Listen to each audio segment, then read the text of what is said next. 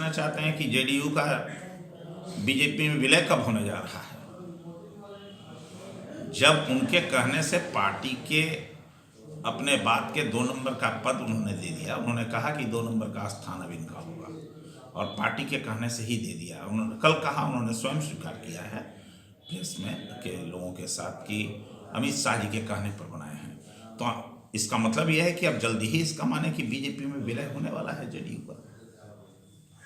जो कुछ हो रहा है उसी की नीतियों पर हो रहा है, उन्हीं की नीतियों पर हो रहा है।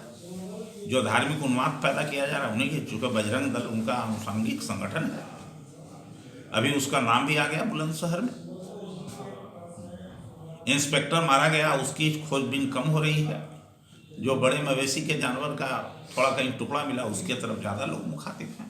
अब तक, आज तक किसी भी क्षेत्र में आरक्षण दलित आदिवासियों का तो अक्षरशः लागू नहीं हुआ और सबसे ज्यादा नुकसान एनडीए की हुकूमत में और वर्तमान बिहार की हुकूमत में हुआ है। उदाहरण के लिए मैं आपको बता रहा हूं सबसे ज्यादा नुकसान का। जितने भी बैकलॉग पद थे दलित आदिवासियों के, उन सभी बैकलॉग पदों को समाप्त कर दिया इन्होंने, नंबर 1। नंबर 2, किसी भी विश्वविद्यालय में, यूनिवर्सिटी में अब तक आरक्षित पदों को नहीं भरा जा सका है। आधा भी नहीं दिया गया है उसको भरने का काम। डी के उदय नारायण चौधरी जी का बयान आया है कि बीजेपी में जेडीयू का बहुत जल्दी विलय हो जाए, क्या कहेंगे इसमें? देखिए, दोनों पार्टियां लंबे अरसे से साथ मिलकर के काम कर रही है। वो 1996 से समता पार्टी के रूप में जेडीयू काम करती थी। उस समय भारतीय जनता पार्टी के गठबंधन थे। हम साथ मिलकर करके 1 दर्जन चुनाव लड़े हैं, लोकसभा और विधानसभा के। दोनों की अपने अपने काम करने के नीतियां हैं, तौर तरीके हैं, काम करते हैं। साथ मिलकर के जब काम कर रहे हैं, दोनों का दिल मिला हुआ है, तो इसमें विलय की क्या जरूरत है। और जो उदय नारायण चौधरी जो सवाल कर रहे हैं कि कब विलय होगा, तो उनसे पूछिए कि 10 वर्षों तक वह बिहार विधानसभा के अध्यक्ष के रूप में रहे।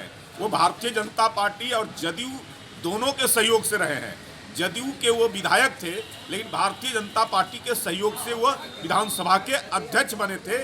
इसलिए उनको ये तय करें कि जब साथ थे तो आप कैसी कैसी बातें करते थे, आज किनके साथ और किनके पल्ले चले गए हैं, जो आपने लगातार 10 वर्षों तक विधानसभा अध्यक्ष के रूप में लालू यादव के खिलाफ लगातार जो बोलने वाली ताकतें थी, आवाजें थी जो विधानसभा के अंदर में, उसको आपने मौका देने का काम किया।